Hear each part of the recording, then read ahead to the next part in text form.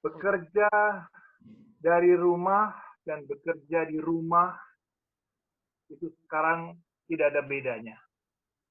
Bahwa kalau kita sekarang bisa belanja dari rumah, bisa sekolah dari rumah, dan sekarang kita bisa beribadat dari rumah. Karena memang kita mau menjalankan segala aktivitas kita di dalam rumah. Saudari dan saudara sekalian, rumah sekarang menjadi semacam tempat untuk bernaung bagi kita semuanya. Maka di dalam kitab Ulangan bab 6 akan kita pelajari dan kita dalami pada malam hari ini, dikatakan di dalam Ulangan bab 6 ayat 1, inilah perintah, yakni ketetapan dan peraturan. Dalam kitab Ulangan bab 1, inilah perintah supaya kita semakin baik keadaan kita. Pada saat Tuhan juga memerintahkan kepada Adam untuk tetap bertahan di Firdaus, namun Adam dalam kebebasannya memilih untuk tidak taat. Maka sekarang Tuhan mau mengembalikan Firdaus yang baru, di mana ada susu dan madu secara berkelimpahan. Di dalam kitab Ulangan juga dikatakan bahwa hendaklah kita menjadi orang yang takut akan Tuhan. Apa yang kita rasakan selama 1 bulan di rumah, dengan bekerja di rumah, dengan semuanya berada di rumah, kita mulai mengenal inventarisasi apa-apa yang ada di rumah kita. Bisa rumah kita, ruangan kita, gudang kita menjadi semakin bersih selama ini. Karena kita menjadi mengenal bahwa kita memiliki banyak hal di rumah. Maka kalau kita renungkan selama 1 bulan, ini semua boleh ada di rumah kita, itu karena berkat Tuhan semata-mata. Dan itulah tanda bahwa mungkin kita bisa tinggal di rumah kita bisa 10 tahun yang lalu, bisa 20 tahun yang lalu, tapi kita baru sekarang merasakan bahwa Tuhanlah yang menyertai itu semuanya. Tuhan itu hidup, dan janjinya itu sungguh-sungguh tetap hidup sampai hari ini. Tapi kadang-kadang manusia itu memilih untuk keluar dari janji Tuhan. Maka kita seringkali mengikuti gaya-gaya lain. Padahal kalau kita renungkan dalam hidup kita, dulu kita mengalami saat-saat di mana belum punya rumah. Sekarang kita bisa nyaman tinggal di rumah, kita bisa makan kenyang di rumah, kita bisa bersama-sama dengan saudara-saudara kita di rumah. Maka kalau kita mau melihat ini semua, dalam Ulangan bab 6 ayat 13 dikatakan, engkau harus takut akan Tuhan Allahmu. Kepada Dia haruslah engkau beribadah, demi namanya haruslah engkau bersumpah. Maka 1 bulan ini membuat kita perlu mengikrarkan lagi, perlu sungguh-sungguh menyertakan Tuhan dalam kegiatan kita setiap hari selama kita ada di rumah. Oleh karena itu, saudari dan saudara sekalian, janganlah kita pernah ragu. Selalu dikatakan di dalam Ulangan bab 6 ayat 16, janganlah kamu mencobai Tuhan Allahmu seperti kamu mencobai Dia di masa. Bangsa Israel pernah meragukan kuasa Tuhan. Bangsa Israel pernah menyaksikan kehadiran Tuhan, pernah mempertanyakan bagaimana Tuhan bisa melindungi kehidupan mereka. Terutama kita sekarang bertanya juga dalam situasi yang serba sulit seperti ini. Apakah kita juga seperti bangsa Israel pada saat ada di masa meragukan kuasa dan kehadiran Tuhan? Maka kita perlu sekarang membenarkan, meluruskan apa-apa yang selama ini membuat kita ragu terhadap Tuhan. Maka dikatakan bahwa kita hendaklah menyerahkan diri sepenuhnya. Kita tidak perlu takut, tidak perlu panik, tidak perlu murtad. Karena memang Tuhan menyertai kita. Pada saat kita mulai merintis, tidak punya rumah, lalu kita diberikan rumah, kita diberikan keluarga, itulah tanda Tuhan sudah menyertai kita. Maka coba lihat di dalam Ulangan bab 6 ayat 4 dikatakan dengan satu kalimat. Dengarlah, hai orang Israel, Tuhan itu Allah kita, Tuhan itu besar. Ulangan bab 6 ayat 4. Dengarlah, itu mutlak. Ini yang menjadi satu perintah di dalam doa orang Israel setiap pagi dan sore. Dengarlah hai orang Israel, Tuhan itu Allah kita, Tuhan itu esa. Maka pada saat kita mengatakan dengarlah, itu serius. Karena Tuhan itu dekat. Dengan tekad dan bulat, dengan segenap hati, dengan segenap jiwa, dengan segenap kekuatan, dengarlah, kasihilah Tuhan yang esa itu. Yesus juga menempatkan perintah ini sebagai perintah yang utama dan pertama. Lalu dikatakan di dalam Ulangan bab 6 ayat 6 dikatakan, apa yang kuperintahkan kepadamu pada hari ini, haruslah engkau perhatikan. Haruslah engkau ingat. Dan di ayat 7 dikatakan, haruslah engkau mengajarkannya berulang-ulang kepada anak-anakmu, dan membicarakannya apabila engkau duduk di rumahmu, apabila engkau sedang dalam perjalanan, apabila engkau berbaring, dan apabila engkau bangun. Ayat 7 ini memerintahkan kepada kita, ajarkan berulang-ulang, sampai ajaran untuk mengasihi Tuhan Allahmu dengan segenap jiwa, dengan segenap hati, dengan segenap kekuatan itu, menjadi semakin runcing, menjadi semakin tajam, di saat kita duduk, di saat kita berjalan, di saat kita berbaring, di saat kita bangun. Itulah sebenarnya perintah yang terjadi di dalam keluarga. Maka bangsa Israel mulai menerjemahkan dengan mengingat perintah ini, yang memasang semacam sabuk doa yang namanya pilateri. Dan di pintu-pintu rumah pun dia pasang yang namanya mezuzah.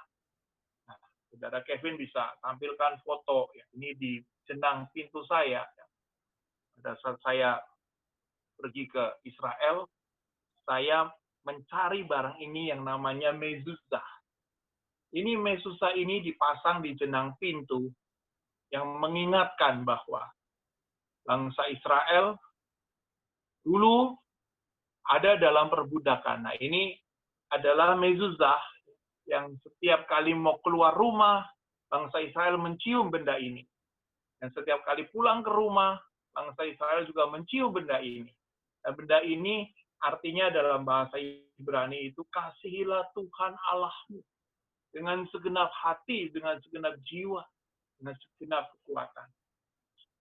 Maka kalau kita sudah mengerti bahwa perintah untuk mengasihi Tuhan itu perlu diperuncing, dipertajam saat kita dikatakan berkumpul, duduk, sedang berada di dalam pembaringan, untuk diulang-ulang terus sampaikan kepada anak-anak kita.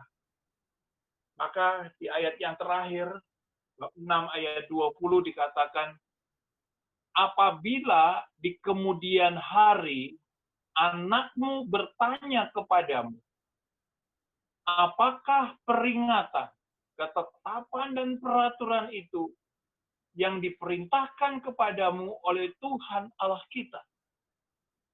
Anakmu bertanya. Maka kesempatan kita 1 bulan berada di rumah, disinilah kesempatan kita menceritakan bagaimana dulu orang tuanya itu berziarah di dalam hidup. Mulai dari pengalaman pahit, getir, seperti juga bangsa Israel menceritakan nenek moyang mereka yang dulunya adalah kelompok budak di Mesir. Lalu akhirnya kasih karunia Tuhan menyertai, mengubah satu situasi hidup. Dan ternyata bangsa Israel begitu percaya bahwa janjinya dipenuhi. Maka saudari dan saudara sekalian, kita bisa menceritakan ini semua. Dan salah satu tanda penyertaan Tuhan, 1 bulan kita di rumah, nggak kemana-mana, tetapi tanda Tuhan hadir di rumah kita adalah kita masih tetap hidup. Itulah satu kebenaran yang perlu kita ceritakan kepada anak-anak selama anak itu bertanya, Mama, Papa, mengapa kita berada di sini? Mengapa kita tinggal di sini? Mengapa kita harus berada di sini?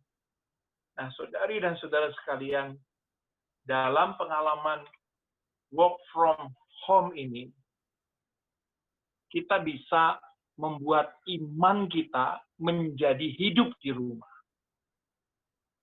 Di dalam surat anjuran Paus Yohanes Paulus kedua tahun 1981 yang berjudul Familiaris Consortio, Paus mengatakan bahwa keluarga adalah rukun hidup yang pertama. Keluarga itu adalah sesuatu yang asli, yang otentik. Maka bagaimana peranan pasangan suami istri? Bagaimana sebagai orang tua? Bagaimana sebagai anak? Bagaimana sebagai saudara? Keluarga sebagai rukun hidup yang pertama itu bisa ada karena di dalamnya ada relasi-relasi secara personal. Orang bisa saling mengerti, orang bisa saling memahami, orang bisa saling menguatkan dan saling memahami satu sama lain. Maka ada satu istilah yang sangat keren sebenarnya, yaitu Ecclesia Domus.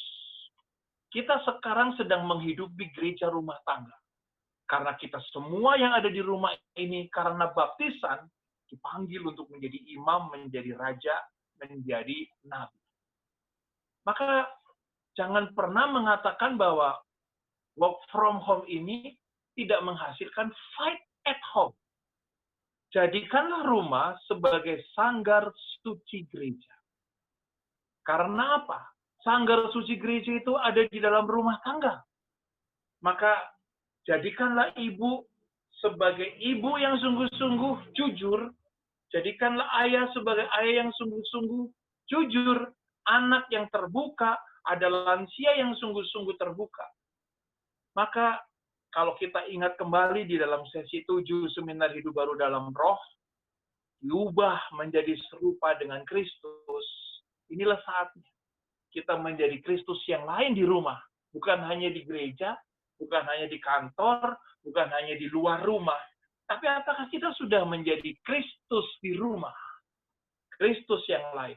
Maka di dalam 1 Petrus bab 2 ayat 5 dikatakan seperti ini. Mari kita baca bersama-sama.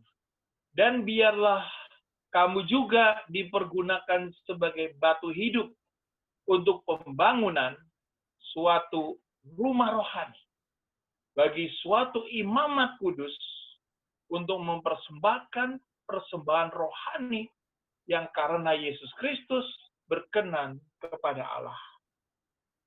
Suatu rumah rohani. Apa maksudnya di dalam konteks rumah rohani ini? Inti dari sanggar suci gereja yang adalah rumah tangga terjadi pada saat kita menjalankan doa keluarga. Maka saudari dan saudara sekalian, pada saat Yesus juga bersabda, di mana ada 2 atau 3 orang berkumpul di dalam namaku, di situ aku hadir. Maka disitulah tanda kehadiran Yesus pada saat kita menjalankan doa keluarga. kita bisa menjalankan doa syafaat selama ada di rumah. Kita angkat suka duka kita angkat pengharapan dan kekecewaan kita bersyukur atas kelahiran baru, atas hari ulang tahun dari anggota keluarga kita, dan kita juga sungguh-sungguh mendoakan orang-orang yang mau studi, anak-anak yang mau studi, anak-anak yang mau bekerja, menjalankan tantangan-tantangan baru. Kita juga bisa doakan masalah ekonomi, masalah keuangan, masalah kesulitan saat kita menyesuaikan diri dengan yang lain. Mungkin ada clash, ada kesalahpahaman. Dan kita juga bisa berdoa untuk yang sedang sakit, yang sedang membutuhkan pertolongan, dan kita juga bisa mengenang saudara-saudara kita yang kita kasih, yang sudah Tuhan panggil. Dan inilah yang sebenarnya disebut dengan Ecclesia Domus, yaitu sanggar suci gereja dalam rumah tangga. Oleh karena itu, saudari dan saudara sekalian, pada saat kita sungguh-sungguh punya doa keluarga, kita juga bisa punya doa pribadi. Misalnya kita berdevosi kepada Santa Perawan Maria, kita bisa melakukan ibadat harian, dan kita bisa juga menjalankan ibadat sabda dalam rumah. Dan yang lebih luar biasa lagi, yang banyak disukai adalah kita melakukan rosario keluarga. Bisa jadi yang namanya doa keluarga ini selama ini tidak pernah kita lakukan. Oleh karena itulah, saudari dan saudara sekalian, pada hari ini juga kita berdoa untuk Aditya yang merayakan hari ulang tahun pada tanggal 11 April. Ibu Feni yang tanggal 12 April juga berulang tahun. Pak Alex yang tanggal 13 April. Ibu Wina yang pada tanggal 16 April juga merayakan ulang tahun.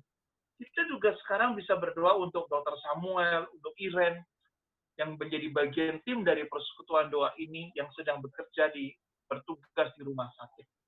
Akhir dari renungan ini, saya mengatakan satu bahasa Latin.